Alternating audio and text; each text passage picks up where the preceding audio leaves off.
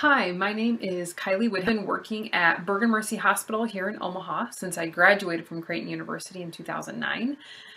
For about the last 5 years, I have specialized in medically complex patients, specifically the ICU. I've loved it. I've become very passionate about it.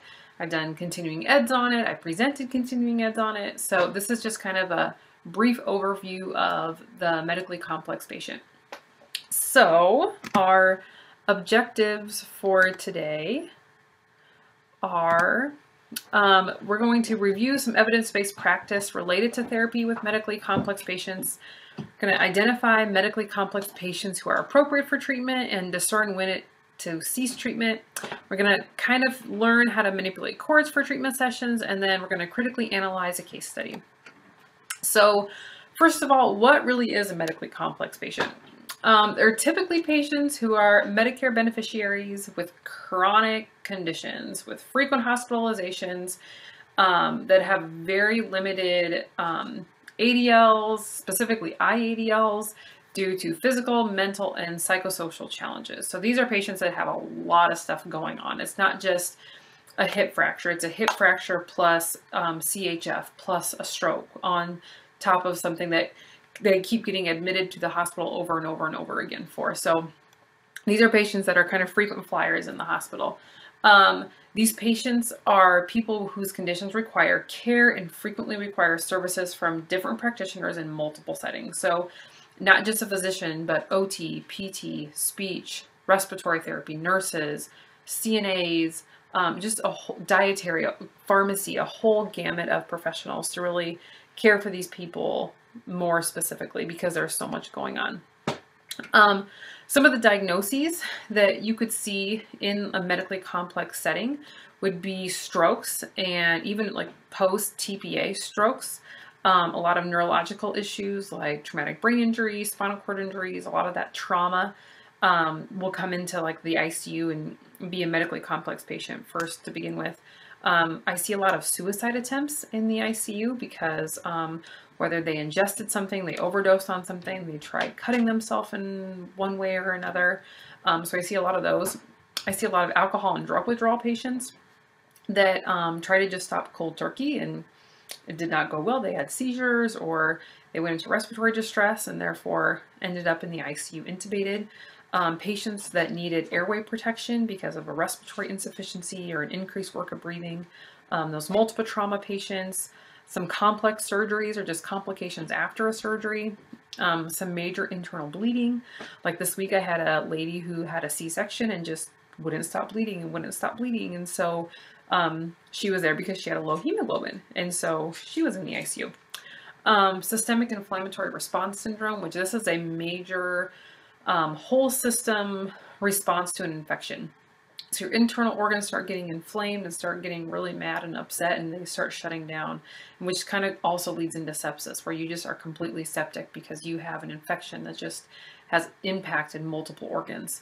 Acute respiratory distress syndrome, which can lead from just someone requiring nasal cannula to that not providing enough oxygen to then requiring a BiPAP to then requiring to be intubated on a ventilator through multiple reasons. And then once someone's on a ventilator, maybe they couldn't get off the ventilator, so then they acquire pneumonia, which is just a lot of extra junk in their lungs that gets infected, or just someone with unstable vitals. Maybe everything else looks great and they look fine, but their blood pressure is really, really low and we can't just bring it back up again. So it can be multiple different reasons and different diagnoses. These are kind of some basic definitions of some of those diagnoses. A couple other ones in there was ARDS. The acute lung injury is characterized by hypoxemia, infiltrates, and reduced respiratory system compliance. I just threw in a little statistic of a study of 109 survivors of ARDS found only 49% were able to work after 1 year of being healed from ARDS. Like, this is a major lung infection that just goes bad. And their lungs just take a long, long time to recover. Especially those older populations have a really hard time recovering from something this traumatic. VAP, which I kind of mentioned earlier, which is a ventilator-acquired pneumonia. Delirium, this is something that I see all the time. ICU-acquired delirium of patients that they get their circadian rhythms messed up and they are just get out of their routines and their rhythms, and so they get super confused, and so they get delirious. And then we have encephalopathy right after that, which is kind of a broad term used for any brain disease that alters brain function or structure that can be caused by an organ failure. So let's say they have liver failure. Because if the liver's failing, it affects their whole system, but then it affects their brain, and their brain can't function appropriately. Or they're having lung failure, but the lung failure isn't allowing their blood to get oxygenated appropriately. Therefore, the brain isn't getting enough oxygen. Therefore, their brain stops functioning as appropriately as what it normally would. So with all of this stuff going on with a medically complex patient, why in the world would OTs and PTs want to go in there and mobilize them? Crazy question, but there is so much research out there proving that it is so much more effective to get those patients up and moving. Long story short, healthcare is changing, and it keeps changing, and hospitals want these patients up and moving to get them out of the ICU, and so they're not requiring these long hospitalizations. And so that's why they really want a multidisciplinary approach to really impact these patients to get them better faster. So the focus of patient care in the ICU is restore and stabilize those core organs, save lives, and keep the patients alive. And it takes a multiple team approach to do that. So kind of the impacts of immobility for critically ill patients. College students, young, healthy adults, their weight is 45% muscle. And skeletal muscle strength can decline 1 to 1.5% per day of strict bed rest. And those are college students. Those are like you guys. So you know exactly what you feel like after you've been sick and you've been in bed for a couple of days. It takes some time to kind of get your feet back underneath you and kind of get up and get going again. Well, you take an 80-year-old person who is not as strong as you are and active as you are, and you put them on strict bed rest for a couple days, and it takes a lot longer for them to kind of get back up on their feet again and doing their basic ADLs and being able to take care of a home after that. So when muscles are immobilized by a cast, the decline in strength can be 5 to 6% of muscle mass loss per day, which once again, that's college students again. That's not our old frail people that fell and broke their hip. And muscle, nerve, and brain dysfunction are long-term effects after an episode of critical illness. So NASA has been researching the effects of kind of what gravity eliminated does to the human body. And this is some of their basic research that they found. And there is so much more research out there on what gravity takes away from you. But just really quickly, just shifting up the body fluids from the extremities to the thorax. You have lung that just gets overloaded with fluid, and your heart does, and you get effusions, and you just get a ton of swelling and edema in your thorax. Decreased total blood volume, decrease in hemoglobin, which the hemoglobin is what carries the oxygen to all of your vital organs. You have an increased resting heart rate. So when we do come in and get the patients up and moving, their heart rate can spike really quickly. Decreased lung volume capacity. This is probably what I focus on the most, is breathing. Is if you can't breathe, you can't function. And so I deal with that a lot, and poor activity tolerance really comes from just lack of mobility and lack of getting up. Decreased ventilation, leading to airway closure, secretion retention, and fluid accumulation. Increased risk in kidney stones, increased calcium retention, emotional and behavior disorders. That's that delirium stuff again that we see all the time. This is kind of the go-to article that was kind of the first of its kind, the Schweikart article, that they really started looking at what happens when we start getting OT and PT in there sooner and sooner and sooner. And so this was kind of groundbreaking in 2009 of getting OT and PT there with these patients immediately. The onset of critical illness. And so really based on the findings of this article and a couple other articles is why we currently now have an early mobility program. For anybody who's intubated in the ICU, they're critically ill, we have an automatic OT-PT referral. So we are in there right away. We're looking at edema, we're looking at range of motion, we're looking at strength, we're looking at all of those things, because the longer they lay there, the harder it is to get them back up and moving again. So this is kind of the basics of what they found, is a strategy for the whole body rehabilitation consisting of interruption and sedation, so don't keep those patients sedated, but really get OT and PT in there and get them up and moving. And they found that it was safe and well tolerated by those patients and resulted in better functional outcomes at hospital discharge, a shorter duration of delirium, and more ventilator-free days compared with the standard care, which was groundbreaking. This is just a couple other articles. There's so many articles out there now, even, that there's more articles and more articles coming out of. This really is making a huge impact. Early activity with OT-PT is feasible and safe in respiratory failure patients. 69% of survivors were able to ambulate more than 100 feet at ICU discharge, which is awesome. According to the Howell study, self-care skills are frequently one of the first occupations to decline in acute care patients. And that's kind of, that Howell article is one of the basics that I use to get OT in there, because really the ICU was a very physical therapy, like, that was their domain. OT was rarely in there, but I really use that article to say, if their self-care skills are getting impeded because of this critical illness, then I need to be there too. I can work on bed mobility, I can work on trunk control, I can work on ADLs, and I can do all of that even when they're on bed rest sometimes. So that's kind of what I used. And then in the study during 498 PT and OT sessions recorded, only one serious adverse event happened. The observational studies have shown therapy to be feasible and safe while a patient is intubated. It also promotes an overall return to ambulation and ultimately a shortened ICU stay. So even if a patient's intubated, even if they're critically ill, there is no excuse not to start getting them up. So what is our role? What does OT do in the ICU? Ultimately, to regain the patient's abilities to do ADLs. That is my go-to first thing I'm looking at. I'm looking at, can they even participate? Can they do bed mobility? Can they sit up? Can we do a basic ADL laying in bed? Can they follow my commands? Those are all the basics that I'm starting with. And really we do that with every patient. It's just in this area, it's just a little bit there. Everything else is just a little bit more critical while we're looking at that. So kind of starting from the top down of when I start doing my chart review, I'm going to look way more in depth at a lot of areas of that chart to really get a good grasp on my patient. I'm going to look more in their lab values because that's really going to impact what I can do or not do.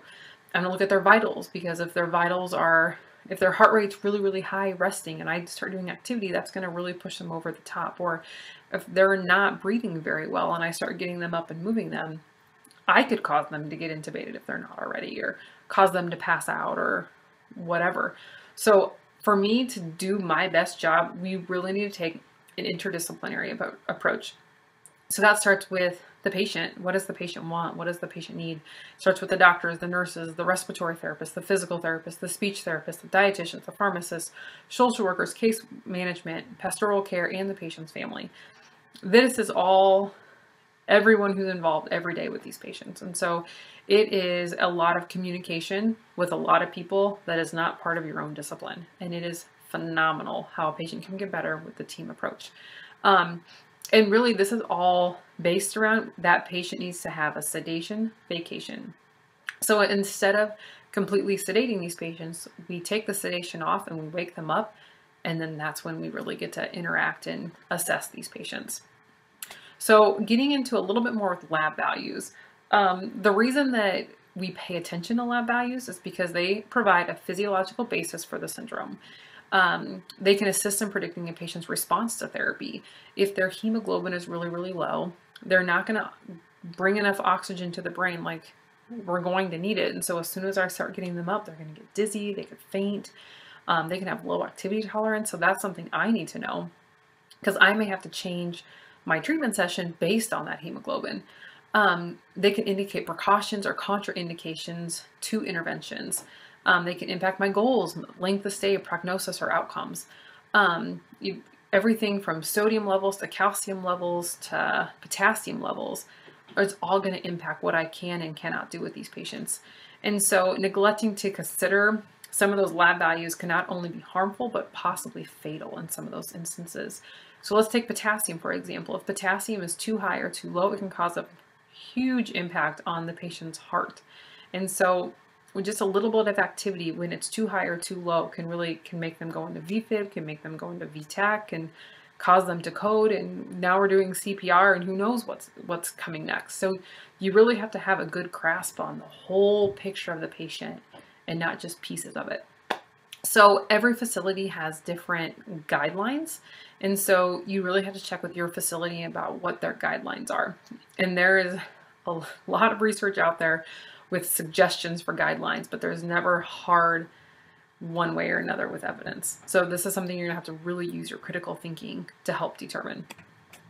So what kind of assessments do I use? In the ICU, the patients that are intubated and sedated, we use a thing called the Richmond Agitation and Sedation Scale. This is something that the nurses assess, and I can even assess too, but it's based on just some questions. And so really it's just determining how sedated the patient is or how agitated the patient is. So 0 would be like you and I were mostly awake and we're not too agitated or too sleepy. -1, -2, -3 means you're more sedated, more sedated, more sedated. -3 means you're so sedated you can't open your eyes, and you can withdraw to pain, but you can't really open your eyes. And then getting even lower than that means you can't even withdraw to pain. Whereas the positive side, the +1, the +2, means you're pulling at your cords, you're trying to get out of bed, you're kicking, you're screaming.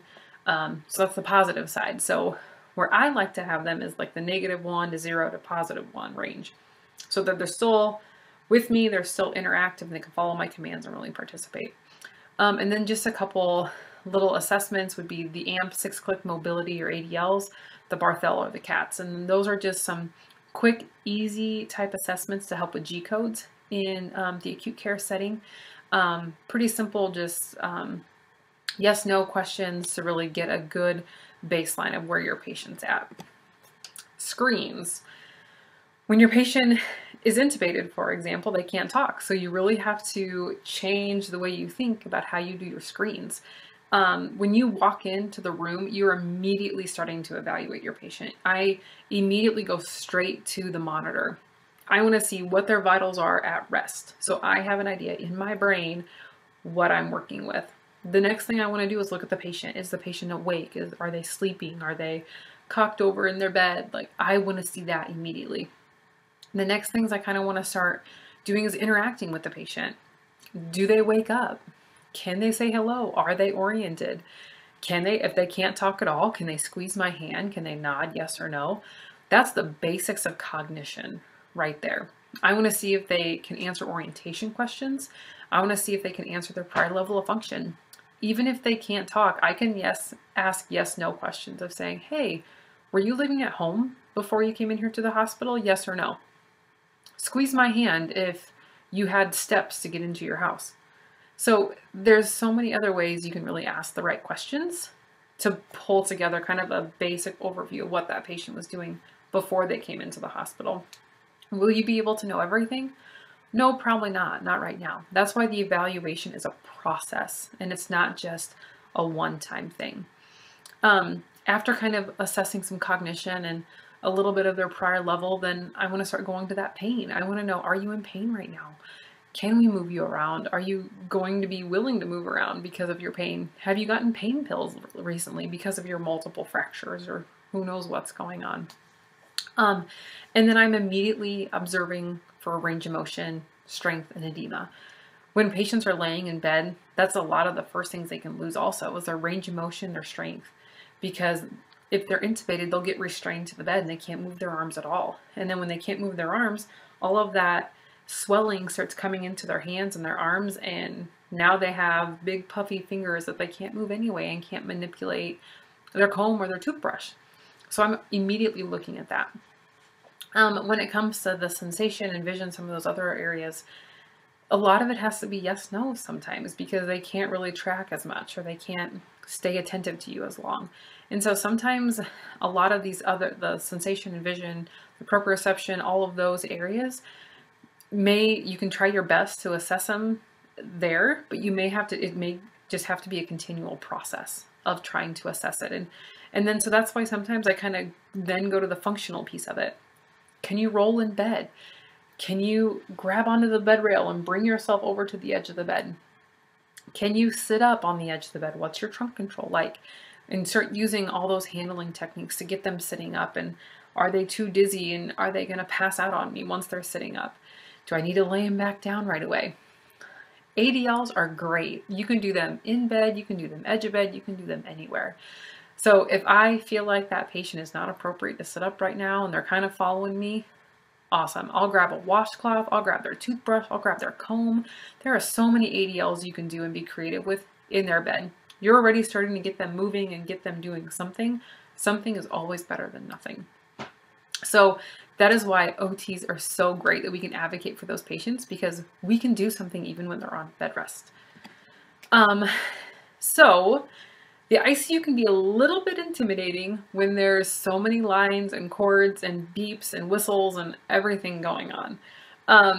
It can definitely be intimidating, and it was for me when I started as a new grad. But once you start learning the lines and learning the pieces of it, you start realizing this isn't that hard. It's not that bad. I can move this, I can unplug this, this is fine. And you start learning kind of what to do with it. So the basics is you got to know the line of the cord before you move it. You got to know what it's impacting. When I walk into the room, immediately look at their vitals. And so if I know that their blood pressure is really low, I am not going to remove that blood pressure cuff no matter what during my session, because I want to monitor that every single chance I get. Vice versa with a pulse oximetry. If I know their oxygen is just hanging around the 88, 89, 90, I'm going to keep it on the entire time, because I want to know if the little bit of ADLs or the little bit of functional mobility is really going to hinder that. And what is it doing during my session, so I can document their activity tolerance. So once you start getting them up and moving, you really got to pay attention to that, and you got to think ahead and plan ahead and where you can put your cords before you get them up and moving. So things like the catheter, the blood pressure cup, the saturation probe, they can all be moved if they're not pertinent. But if it is pertinent, don't touch it. Some cords can be unplugged from the wall, like an IV pole can be unplugged and it's on wheels. You move it wherever you need to. Tube feeding, usually on an IV pole, unplug it, it's got battery. You can move it where you go. A lot of times a chest tube, like sometimes it's on suction to the wall, sometimes it's not. You can move that chest tube and move it where you need to go. If anything that you're not certain about or you're kind of questioning, always talk to the nurse first before touching anything. When I started being in the ICU, the nurses would be right there because we needed to develop a trust with each other. And so they needed to know that they could trust me and that I could trust them. So I'll bring that nurse in and say, hey, I really need you to watch these cords so I don't mess it up while I'm moving the patient. And the nurses are more than willing to do that because they don't want you to mess up the cords either. So if you need to bring in that interdisciplinary team, if any other place you should do it would be the ICU. So you carefully and methodically want to remove restraints when it's appropriate also. That's usually the last thing I do, because if they're restrained, it's usually for a reason. So I'll get everything organized, and then right before I go start moving them, I'll unclick their restraint and I'll hang on to it so that they don't immediately go up for a tube or start pulling something immediately. So then I can hang on to it, and if they go to jerk it, I can stop it if need be. This is just some basic oxygen delivery devices that we work with in the ICU. Everyone knows what a nasal cannula pretty much looks like, but top left is a high flow nasal cannula, and that just means we can deliver more oxygen faster through the nose. The next one is a Venturi mask. It allows a more saturated oxygen concentration to go to the patient with a little bit of humidity. We typically breathe about 19% oxygen, and all of these devices can increase that percentage to 30, 40, 50, even 100% on some of these. So that's one of them that could go up pretty high. The next one is your basic CPAP machine. A lot of people sleep with them at night. Very basic. People know that and are familiar with it. The next one up though is a BiPAP. So this is what a lot of patients in the ICU originally come there for. They're having a hard time with their work of breathing, so they're needing a little bit of help to stay oxygenated. They tried the high flow nasal cannula, they tried the Venturi mask, none of it's working. So the BiPAP is pushing air into their lungs and then pulling it back out of their lungs. It's doing most of the work for the patient. It's providing pressure into lungs to really open up that alveoli, and then it's allowing a higher percentage of that oxygen to get into the lungs and really try to oxygenate the patient. If the patient is still not doing very well and still not maintaining their oxygen saturations, and they're doing a lot of agonal breathing, but they're just using all of their accessory muscles to breathe, then you go to the next phase, which is the intubation, which is where they put the tube down into through their mouth and down into the trachea. And it sits there right underneath the vocal cords and into their lungs to help push air in and pull air back out. This is probably the most invasive way of keeping someone oxygenated. This is usually what typical you would think of in the ICU. And this is the patients that we were completely ignoring for years and years and years and just putting them on bed rest because we're like, oh my gosh, they're intubated. But now we're finding that even though they're intubated, we can still do a lot of stuff with them. So yeah, it looks a little invasive, a little crazy, but we can still get them up, get them moving, get them on a commode, and do a lot of stuff with them while they're intubated. It's nice for these kind of patients, for the next two, to definitely have a nurse there though, because if that tube moves around, I do not have the respiratory therapy background to fix anything. So that's why I like to have an RT and RN there with when someone's intubated, or the next one when they have a trach. So once someone is intubated, they can be anywhere from like 10 to 14 days and they're still not able to take that tube out and start breathing on their own. They can go to the trach, or they put it in right here into their trachea, and they can still be attached to the ventilator and still have the machine help breathe for them, but it's not as invasive through the mouth, and they can be able to actually talk and do other stuff at the same time. So it's a nice transition, but once again, it's still pretty invasive. So these are just some basic other lines that I see a lot in the ICU. The chest tube that can go into the chest and be pulling out extra fluid and various reasons. The next one is a wound vac. When patients have a extreme infection or like a laceration and they're just needing the skin to come together. It's literally a vacuum that sucks all the nasty stuff out and starts really trying to pull the skin together to help it heal together. The next one is an NG tube. NG, OG, NG nasogastric goes through the nose and goes into the stomach to help for feeding or to pull stuff out of the stomach. And similar with OG, it can go through the mouth into the stomach to put food in or bring something back out again.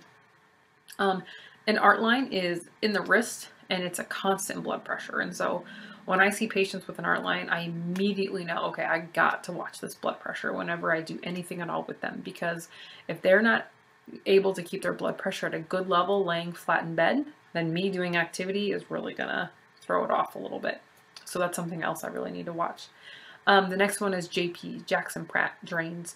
If someone has a big surgery and there's still a lot of fluid and bleeding that's happening from where those surgery sites are, they'll attach these, and I'll get someone up and they'll have a ton of them.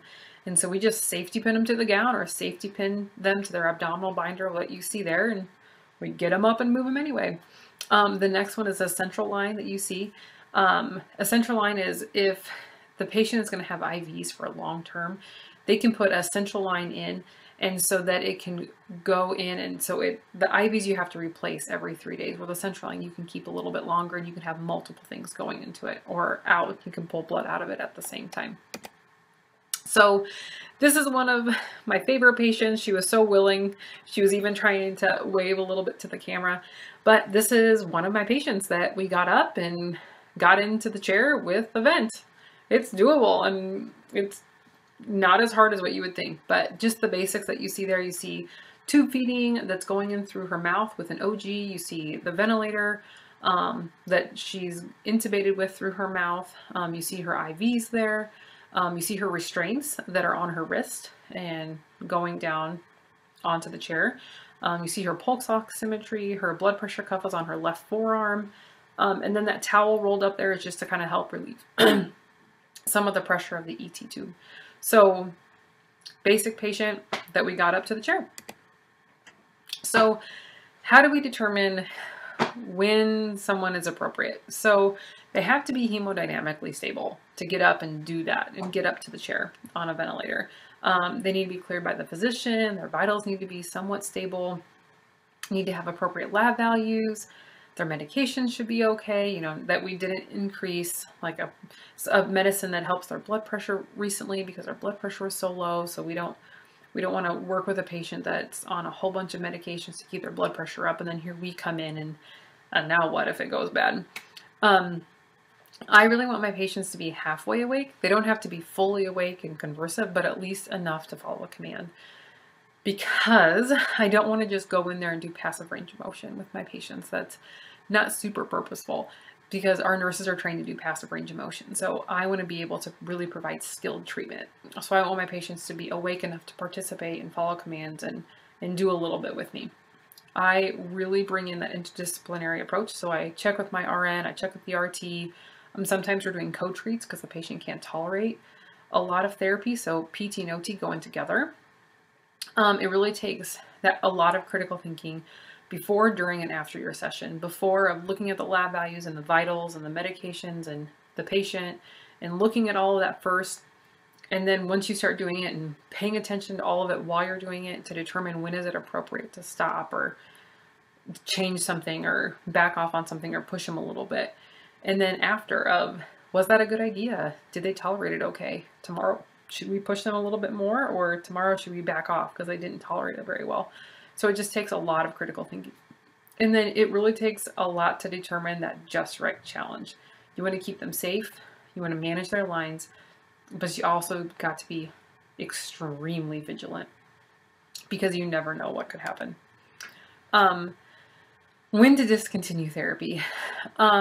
When you're in the patient and in the room and the patient all of a sudden becomes extremely fatigued, or they just aren't keeping their oxygen saturations up and they're doing a lot of that quick, shallow breathing because they're so tired and they can't stay awake and stay with you. If they have significant chest pain all of a sudden that we've overworked their heart, that's an immediate time to stop. We talked about their oxygen saturation. The first thing I do when I start notice their oxygen saturation going down, I start doing that pursed-lip breathing and start working through that and calming them down, because a lot of it could be anxiety of their first time getting up. But really, if it stays that way, then we need to stop and say, we tried. Just watching their heart rate, and a lot of patients are different, a lot of facilities are different, so you really need to use your critical thinking of what is too high of a heart rate and what heart rate is okay. And you really got to watch their blood pressure. I mean, these patients have been laying flat for who knows how long. And by the time you go in and sit them up, their blood pressure can tank because they're not used to sitting up anymore. So you really got to watch that. And really, if the patient just says, I'm done, I cannot do it anymore, obviously a good reason to stop and try something different. Just a couple contraindications for early mobility. Some unstable fractures. We had one this week who had a C2, C3 fracture, but the fractures were unstable. And so if we go in there and move her around, we could cause her to be paralyzed until they stabilize her fractures. Any kind of cerebral edema with an uncontrolled intracranial pressure. It means there's so much pressure in the brain and there's so much edema going on that if we get them up and we do something that they can't tolerate, that they could have a seizure, or they could pass out, and who knows what could happen. But there's an active bleed, an rectal bleed that they haven't got controlled yet. It means that we need to not push it. If they're really unstable, requiring high dose of pressors, which are multiple pressors, which are medications to help your blood pressure. So if they're on multiple medications to help their blood pressure, maybe it's not a good idea to do a ton of activity. Maybe just some ADLs in bed would be better. I'm just starting simple. If a significant oxygenation dysfunction requiring a high level of supplemental oxygen or sedation or paralytic drugs is probably a good reason to either back off or just stop. If they have an intra-aortic balloon pump or presence of an external pacemaker, open chest or abdomen, those three are very critical cardiac ICU patients that not quite ready for a ton of activity yet. It means their heart after a surgery is still recovering from surgery and it's just not quite ready to work on its own yet. So those are the ones we just really need to back off on at first. But you could be looking at everything with your patient. Everything looks perfect. All the vitals were perfect. All the vitals were perfect. Labs were perfect. And then your patient crashed. And it happens, and it has happened to me. You thought critically about everything. Everyone agreed. you just never know. Something could always go wrong. So about the point where you're getting comfortable and you're saying, oh, this is great, this is no big deal, something could always go wrong. So always stay vigilant. Don't just assume that because you've done it before, it's going to be fine. You never know what could happen with those patients because they're critically ill and they're in the ICU and in a critical place for a reason. So all of that being said, here is a quick case study to kind of pull it all together and kind of really critically think about it. So this is one of my patients. She is a 68-year-old female with lymphoma, multiple admissions for side effects to chemo and radiation. She's awaiting a stem cell transplant. She had COPD, AFib, and hypertension. She was discharged from the hospital where she went home with her spouse. Totally independent, but the spouse kind of helped with some household chores. The patient became unresponsive and was brought to the ED. The patient's CO2 was critical. Her oxygenation was 80% or more.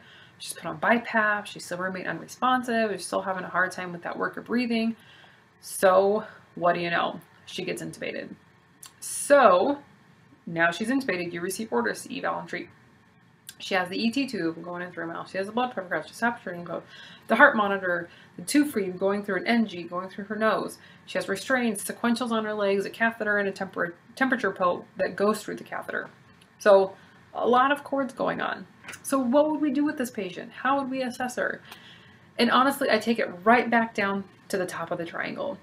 Start with her. Well, first of all, start with the chart review. Start with looking at the labs, looking at her vitals, looking at any social stuff that's in the chart that you can find. Look what the case manager or the social worker has put in there about her last admit, and what resources did she have at home, and what was she doing at home. Then you want to go start talking to the patient. Can she respond? Can she open her eyes? Can she squeeze my hand? Can she follow my simple commands? And with that, can she give me yes, no's? If she can't do that, but she can open her eyes for me, then that's when I bring in that spouse and say, spouse, what's your name? Can you tell me some of this information?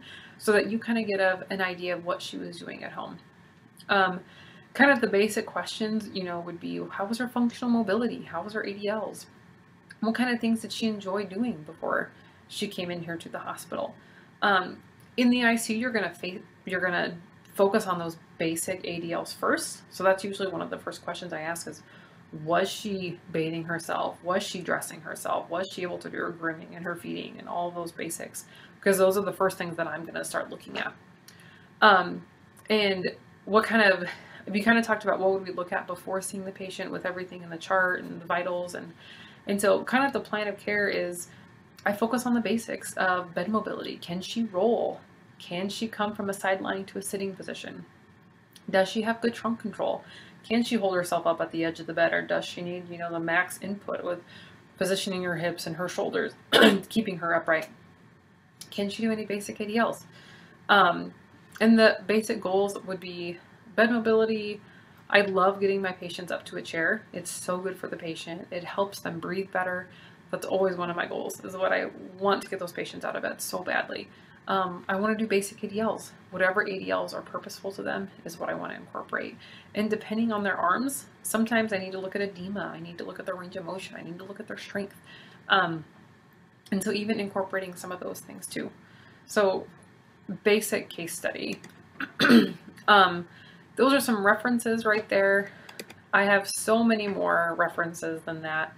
But if you guys have any other questions or are interested in medically complex patients, this is my passion of all passions. So please reach out to me if you ever want to see anyone in the ICU, because I love bringing students in the ICU. So I hope you enjoy this, and I hope you enjoy lab. Have a great day.